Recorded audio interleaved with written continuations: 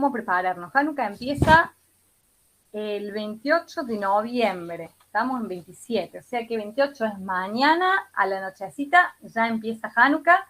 Así que todo lo que hablemos ahora en esta charla lo podemos aplicar ya mañana a la noche. Así que súper pertinente. ¿Qué se celebra en Hanukkah? Muchos preguntan, ¿dónde aparece esa historia? ¿No? Algunos conocen algo de la historia y no saben dónde aparece, cómo se celebra. Son algunas de las preguntas que vamos a abordar porque son las preguntas que nos llegan por WhatsApp, por Facebook, por Instagram también. Así que vamos a ir viendo de a poquito todo esto que nos suelen preguntar. La historia de Hanukkah. Vamos a empezar primero a conocer la historia de Hanukkah. Voy a intentar hacer lo más, un resumen, digamos, lo más corto posible, así nadie se aburre. Y después algunas alajot de Hanukkah, es decir, cómo se celebra esta festividad. La historia se desarrolla o se encuentra, digamos, la historia en el libro de los Macabeos. Si uno tiene una Biblia que tiene los libros, digamos, deuterocanónicos, va a encontrar el libro primero de los Macabeos y segundo de los Macabeos, es decir, Macabeos son 2 libros, y en el primer libro de los Macabeos, los primeros 4 capítulos son la historia de esta festividad. Lo pueden encontrar en internet, es muy fácil acceder, digamos, a este libro. Y si no, vuelvo a decir, una Biblia que posee los libros deuterocanónicos tiene los libros de los Macabeos, el primero y el segundo. Los primeros 4 versículos es el desarrollo de la historia de la festividad de Hanukkah. A ver, ¿qué es lo que ocurrió? O cómo nos cuenta el libro de los Macabeos sobre la historia. Yo les voy a ir leyendo, mientras les voy contando la historia, les voy a ir leyendo algunos pasajes del libro de los Macabeos, bueno, con esta idea de poder conocer también el libro, ¿no? De poder ir leyendo esta historia junto al libro. Bueno, el libro comienza diciendo en el capítulo 1, versículo 1, que Alejandro Magno tomó básicamente dominio del mundo conocido de la época, pero que muere y que es dividido en 4 reinos, vamos a decir, o 4 gobernantes, y que estos gobernantes trajeron mucha calamidad. Miren cómo dice, apenas murió, refiriéndose a Alejandro Magno, todos se ciñeron la corona, es decir, todos querían ser rey, ¿no es cierto?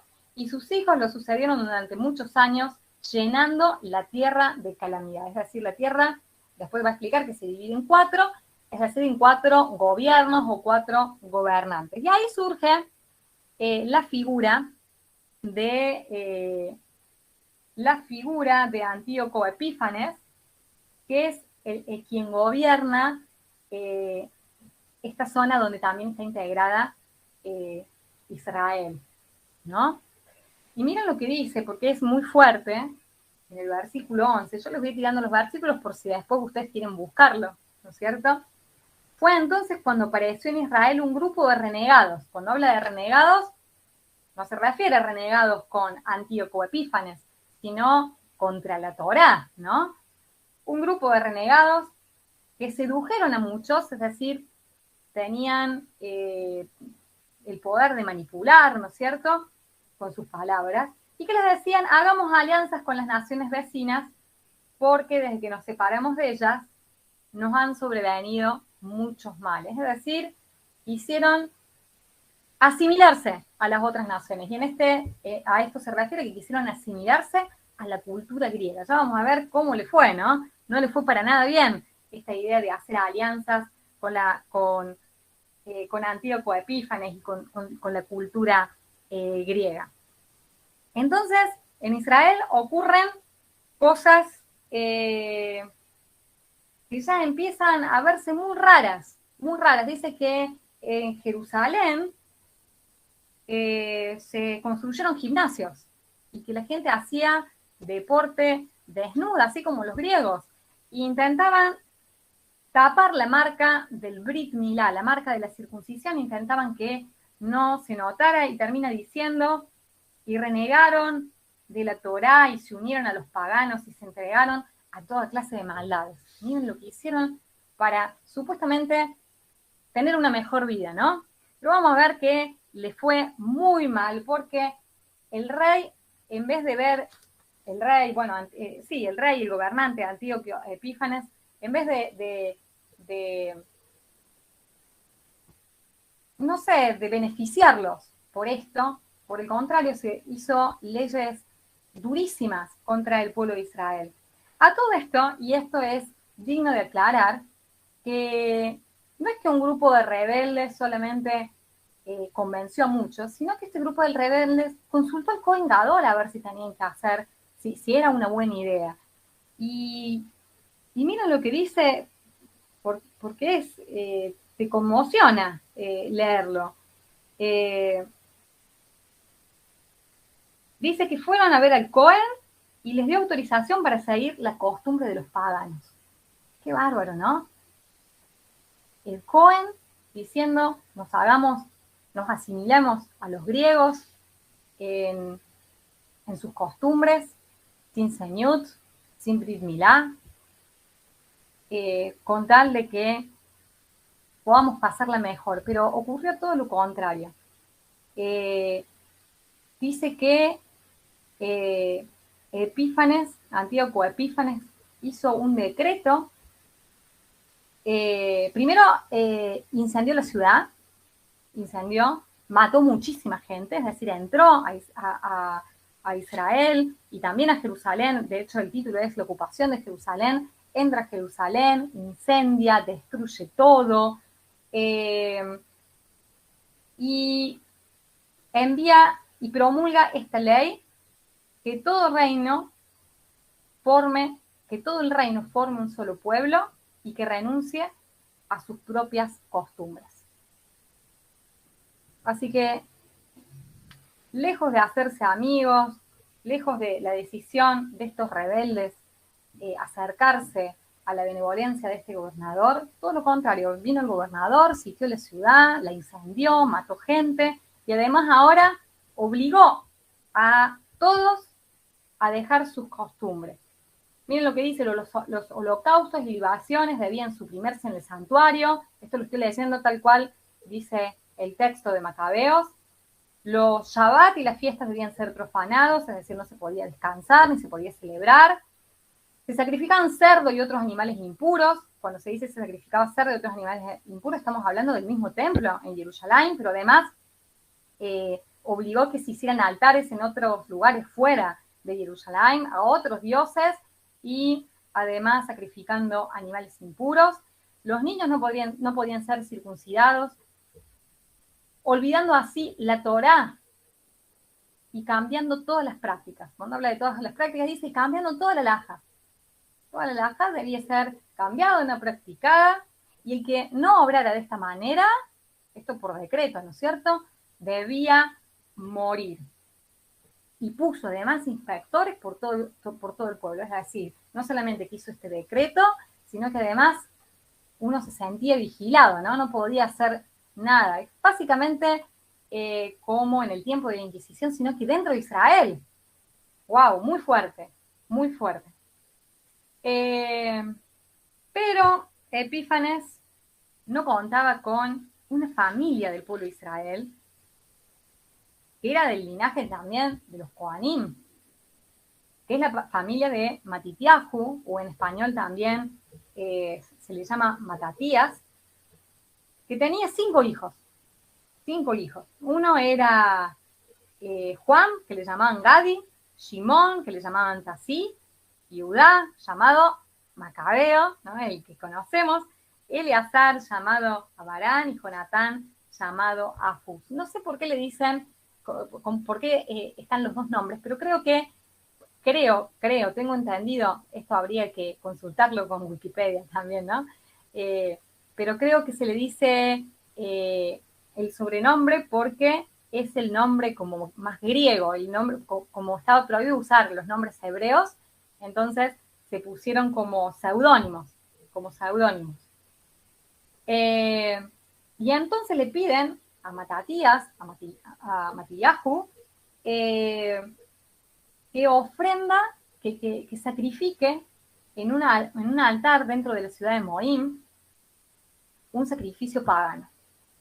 Y entonces él, en el libro de los Macabeos, leemos un pequeño discurso donde él dice: yo voy a seguir la Torá y mi familia va a seguir también la Torá.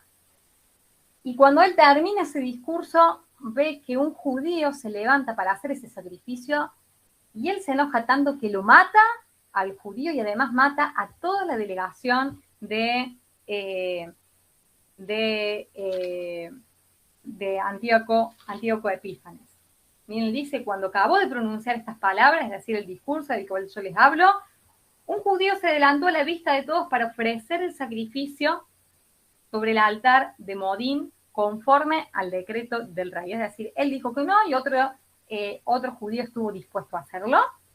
Y al ver esto, Matitiahu se enardeció de celo y se estremecieron sus entrañas, y dejándose llevar por la justa indignación, se abalanzó y lo degolló sobre el altar, lo mató sobre el altar, como si fuese un sacrificio.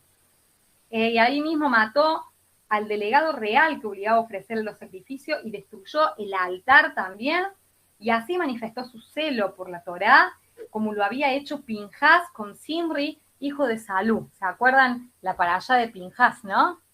Bueno, le agarró este celo y hizo lo que comentamos. Entonces, después de esto, obviamente la familia de Matitiahu tiene que huir al bosque, y otras familias también huyen, pero lo hacen al desierto. La familia que hace el desierto, después de unos días, muere porque masacrados por el enemigo, por negarse a pelear, a luchar en Shabbat. Y a partir de ahí, de lo que ocurre, los hijos de Matitiahu que están en el desierto y todos aquellos que se unieron a esta familia en el bosque, deciden que hay una ley que se iban a quebrantar por su vida, que es la de luchar en Shabbat, ¿no? Dice, porque si no, no va a quedar nadie, ¿no? Primero la vida y luego Shabbat, así que si tenemos que luchar en Shabbat, vamos a luchar en Shabbat. Al tiempo muere Matitiahu y su sucesor es Yehudá, que tenía como apodo Macabeo. Tenía como apodo Macabeo. Y él gana varias batallas, logra conquistar Jerusalén, y entonces deciden ir al templo y volver al servicio del templo. Miren lo que dice. Ya estamos en el capítulo 4, es decir, se los dice súper corta a la historia.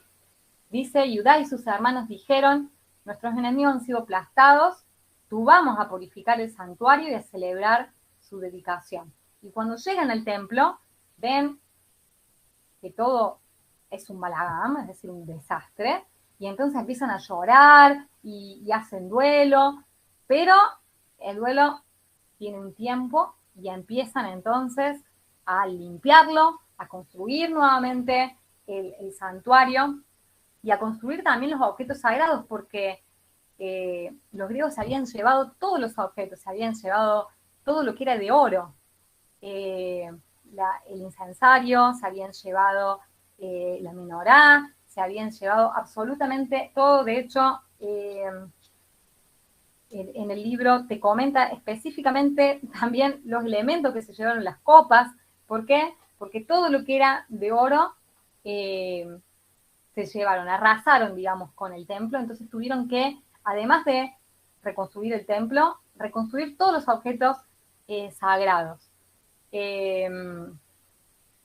Y también tuvieron que decidir qué hacer con el altar que había estado profanado. Entonces lo que hicieron fue destruirlo, lo separaron en un costadito hasta que llegara un profeta que le dijeron qué hacer con esas piedras, y dice que después tomaron nuevas piedras y hicieron un altar similar, y ahí iban a comenzar nuevamente los sacrificios.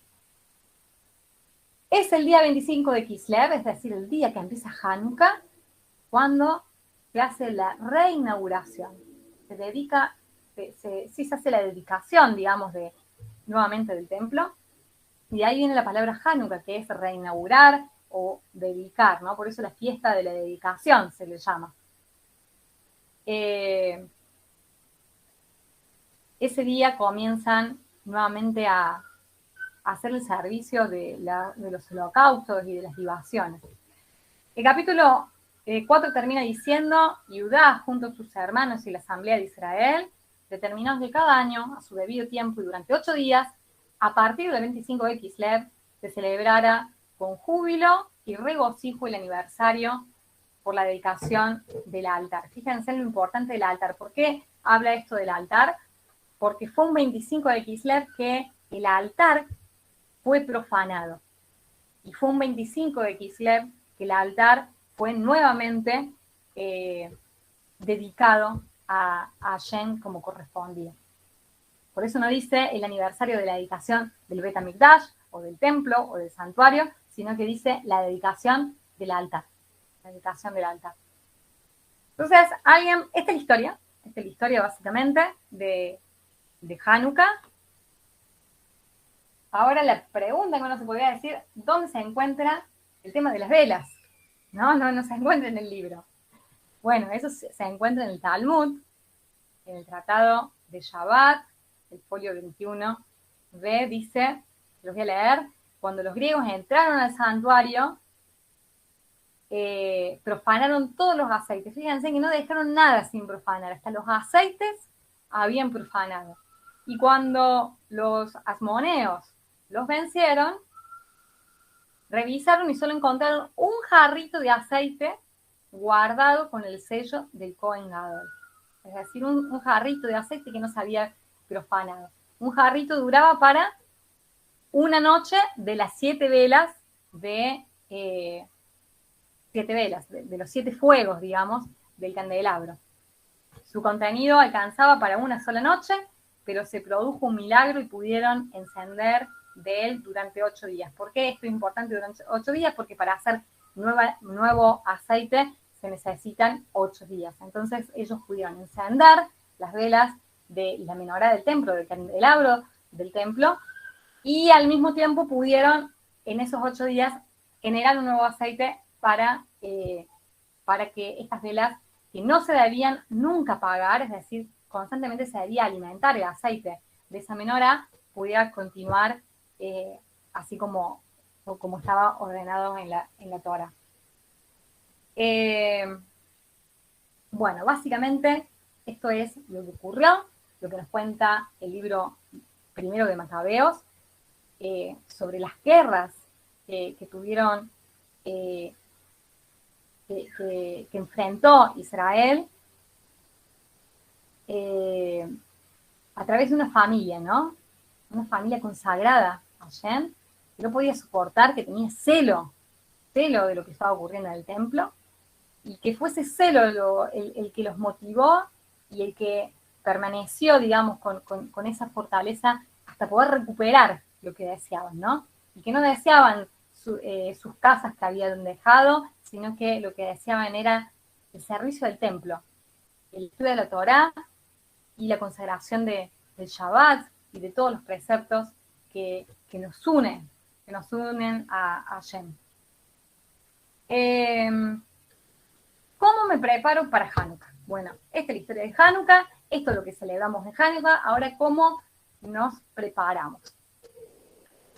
Para celebrar Hanukkah hay 3 elementos que son importantes. La primera es una mesa, es decir, hay que preparar una mesa. Ya les voy a decir qué características tiene que tener cada elemento. Una mesa, una Hanukkah, que es un candelabro que yo les voy a decir, tiene ciertas características especiales, y 44 velas, que son las velas que se usan en el encendido del candelabro durante estos 8 días. No necesariamente se tienen que usar velas, también se puede hacer un candelabro donde podamos colocar aceite y mechita, o sea, no necesariamente la vela. Es más, si se usa aceite, es hasta más lindo, ¿no? Pero se puede usar vela o se puede usar la mechita con el aceite. Bueno, vamos a ver sobre la mesa. Entonces, primero es como una receta, ¿no? Primero tenemos los ingredientes. Lo que necesitamos es una mesa, una Hanukkah y las velas o las mechitas, que tienen que ser 44. Bien, la mesa es la mesa donde vamos a colocar la Hanukkah. La tenemos que preparar porque la Hanukkah no está en cualquier lugar de la casa, sino que se coloca al lado de la ventana. Si uno vive en un segundo piso, yo creo, ya, sí, un segundo piso, es decir, si uno vive con un piso superior a 10 metros, yo creo que ya un segundo piso ya llegaría a 2 metros, entonces la Hanukkía, en vez de colocarse en la ventana, se coloca al lado de la puerta, del lado, sería derecho, es decir, del lado de la mezuzá, del lado de la mezuzá. ¿Cuál es la idea?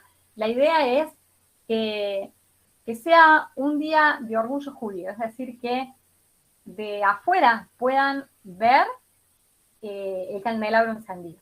Básicamente esa es la intención de decir, bueno, la Hanukkía no es que lo pongo en una habitación oculta, sino que tiene que estar al lado de una ventana, es decir, mis vecinos tienen que poder ver, si pispean un poquito, si pasan, que hay una Hanukkía, que hay un candelabro que está encendido ese día. Segundo, la Hanukkía, ¿cómo debe ser? ¿O qué es una Hanukkía? Yo acá les traje, por ejemplo, mi Hanukkía. Todavía no lo he limpiado bien, así que está casi con un poquito de polvo. Esta es mi Hanukkía, una Hanukkía que compré hace, no sé, yo creo que hace como 10 años más o menos que lo tengo. Esta es una Hanukkía hermosa.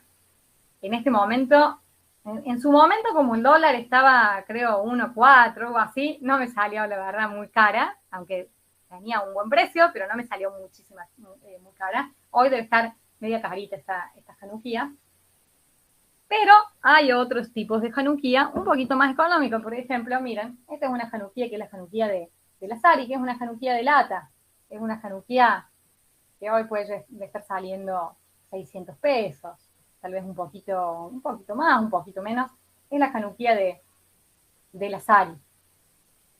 Pero ¿cuál es la idea de la Hanukkía? Y voy a mostrar esta como ejemplo.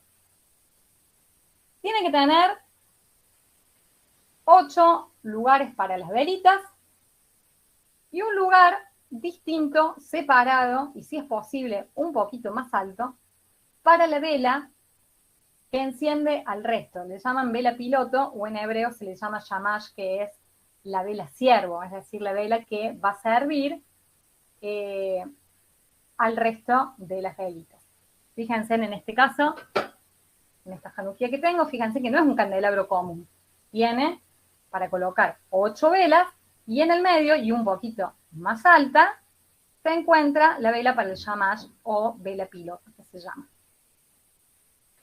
Bien, ahora uno podría decir, bueno, no tengo Hanukkía porque tiré la del año pasado, porque nunca celebré. Bueno, no hay problema, no es necesario tener una Hanukkía comprada, uno lo puede hacer. Solamente que tiene que tener estas características, tiene que tener para colocar 8 velitas y separadito, y si es posible un poquito más alto, la vela para colocar la vela piloto. Si uno entra a Pinterest, encuentra 10.000 formas de hacer un Hanukkiot hermosas. Es más, uno si tiene niños en la casa puede hacerle hacer a cada uno su propia Hanukkía. Es bastante común que en las familias se hagan todos los años Hanukkiot, que los niños tengan esa participación de poder armar. Uno podría armarlo con una madera y tornillitos, estos tornillitos para colocar, digamos, adentro la velita. Siempre tengan en cuenta que sea segura, obviamente, para que no se le incendie todo. El año pasado mi papá hizo también una Hanukkía casera muy linda. Y bueno, tenía que pensar los elementos, porque primero quería que sea de madera, después dijo, no, porque después la mecha, cuando quede chiquita, tal vez me enciende toda la Hanukkía. Es decir, presten atención a los materiales que van a usar. Pero si alguien no tiene una Hanukkía comprada, o quiere hacerla, la tiene comprada, pero quiere pasar un tiempo con sus hijos, creando, también pensando el tema de Hanukkah mientras lo hacen, bueno, es muy lindo, es válido y se puede hacer de esa manera. Yo estuve en Israel en la fiesta de Hanukkah y se vendían las Hanukkías todas, digamos, todas desarmadas para que justamente los chicos lo pudieran armar. Y algunas, por ejemplo, eran de arcilla y entonces uno lo tenía que pegar y después los chicos pintaban. Es decir, es hermosa la actividad si uno quiere hacer su propia Hanukkah. No tiene por qué comprarla, no es obligación. Solamente que, bueno, si uno quiere tener una Hanukkah un poquito más linda, bueno, uno lo compra, pero no es necesario. Las velas son 44. Vamos a necesitar 44 velas a lo largo de estos 8 días de la celebración de Hanukkah. ¿Cómo se encienden estas velas? Bien, voy a tomar esta Hanukkah para que ustedes vean. Lo primero que se hace es encender la vela piloto, que la voy a tener en la mano, es decir, voy a encender la vela piloto, la voy a sacar, digamos, la voy a encender, y luego el primer día, voy a encender la primera velita del lado derecho. Bien, este es mi lado derecho, seguramente ustedes me están viendo como izquierdo, bueno, no estoy segura, depende de la cámara. Del lado derecho, entonces voy a encender la vela Shamash, voy a hacer 3 oraciones, y después voy a encender la primer velita, y la única velita durante el primer día. Bien, es decir, el primer día se enciende el Shamash, se hacen 3 oraciones, que son muy cortitas y muy conocidas, y voy a encender la primer velita del lado derecho. Bien. El segundo día voy a encender el Shamash, voy a hacer 2 oraciones, porque la tercera es una oración que se llama Sheheyanu, es una oración que se hace solamente el primer día. Entonces voy a encender la primera velita, que es el Shamash, voy a hacer las 2 oraciones de Hanukkah, propia de la festividad, y voy a encender 2 velitas del lado derecho, pero esta vez voy a prender primero la del lado izquierdo, es decir, voy a encender primero esta y después esta. Es decir, las velitas las coloco de derecha a izquierda, pero las prendo de izquierda a derecha. El tercer día voy a prender primero el Shamash, voy a hacer las 2 oraciones propias de Hanukkah y voy a encender 3 velitas, contando desde el lado izquierdo. Esta y esta. Cuarto día, esta y esta. Quinto día, esta y esta. Sexto día, y así voy a ir encendiendo las velitas, es decir, las voy a ir colocando de derecha a izquierda, las enciendo de izquierda a derecha. Luego de que encendí las velitas del día, coloco el Shamash en el lugar y listo. Ahí quedó todo el ritual, digamos, propio de ese día de la festividad. Mientras las velas están encendidas, lo que los sabios nos sugieren es que no hagamos otras cosas que nos desconecten de la festividad, es decir, qué sé yo, cocinar, limpiar. Lo mejor sería estar con las velitas encendidas, contar historias, cantar canciones a Dios, hacer oraciones, es decir, tener un tiempo espiritual frente a esta Hanukkah, o como se le dice también, la menorá de la diáspora, poder tener un tiempo espiritual. Las velitas tienen que durar 15 minutos, a veces un poquito más, pero si duran un poquito más, uno ya puede, digamos, generar el quehacer diario de la casa, pero por lo menos los primeros 20 minutos que uno pueda estar conectado con la festividad. ¿Cuándo se encienden estas velitas? ¿La mañana, la tarde, la noche? Bueno, se encienden 25 minutos después de haber oscurecido. Es decir, que más o menos estamos hablando a las 20 y 30 horas tendríamos que encender las velas de Hanukkah. Lo mejor es encenderla a las 20 y 30 horas, ¿no? Pero si uno no lo puede hacer en ese momento, es decir, 20 y 30 justo, uno tiene la posibilidad de hacerlo hasta la medianoche, ¿no? Es decir, si se le pasó porque se olvidó, o porque no pudo, o porque tenía una actividad, no es que es obligatorio hacerlo a las 20 y 30 juntos, sino que a partir de las 20 y 30. Excepto Shabbat, que en Shabbat vamos a encender antes del oscurecer las velitas de Hanukkah, y luego de encender las velas de Hanukkah se encienden las velas propiamente de Shabbat.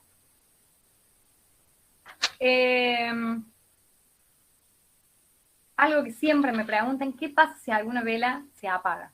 Bueno, no pasa nada. La podemos dejar apagada o la volvemos a encender si queremos tener la menorá encendida, la podemos encender siempre con la velita Shamash, que es la velita ciervo.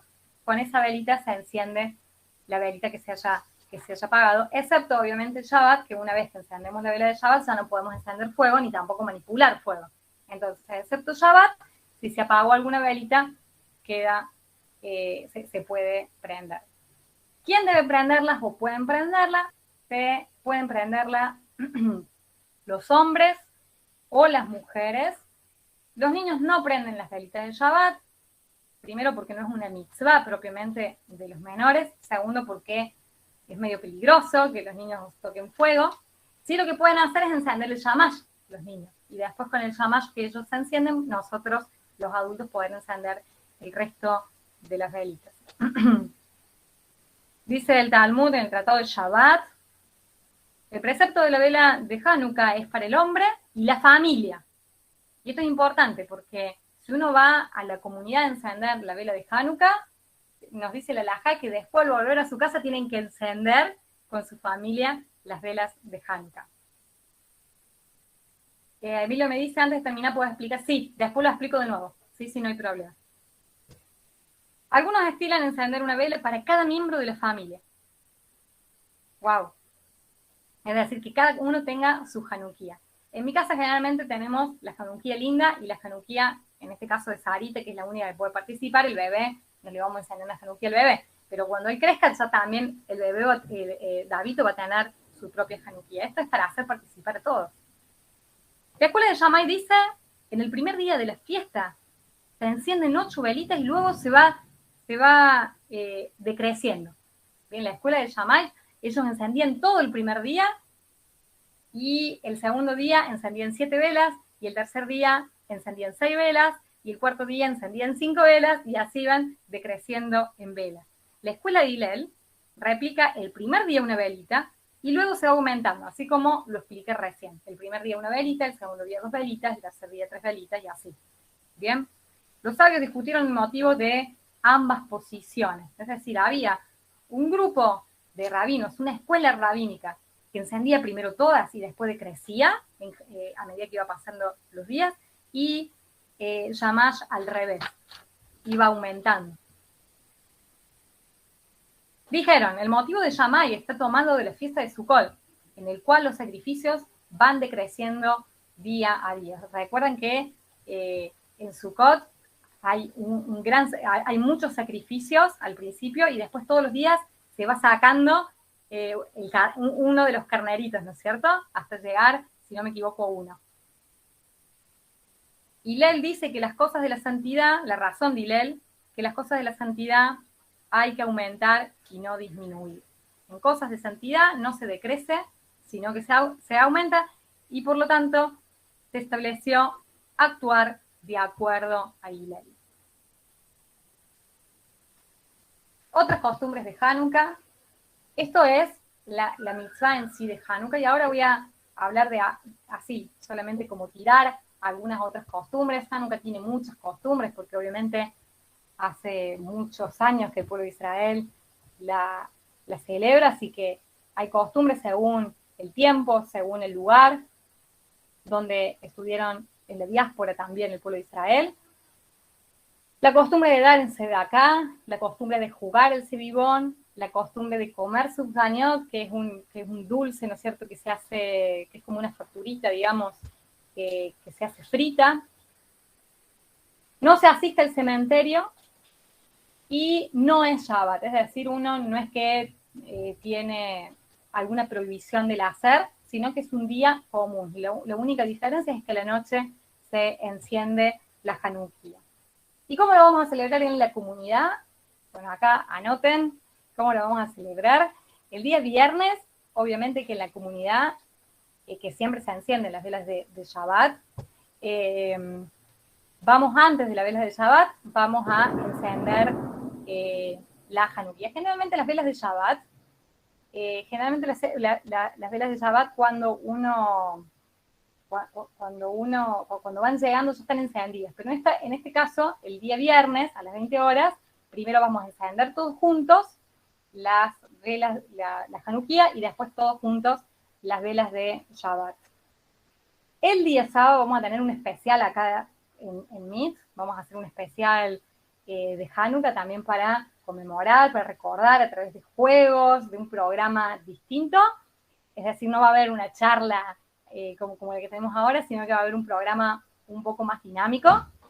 Y el día domingo, en la comunidad, concurso de Sevillón, que es un programa para toda la familia. Los niños son los que más disfrutan, obviamente eso, pero es para toda la familia, así que están todos invitados. Domingo a las 11 horas. Estamos ahí organizando el fixture, ya hay varios equipos, así que los que los que han confirmado, bueno, bienvenidos, y los que no han confirmado pueden confirmar durante la semana, y si no confirman tienen hasta el domingo a las 11 horas para aparecerse y confirmar, no hay ningún problema, solamente es una cuestión para ir organizándonos nosotros internamente, ir preparando los regalos, ir preparando por un montón de cosas lindas que tenemos para compartir.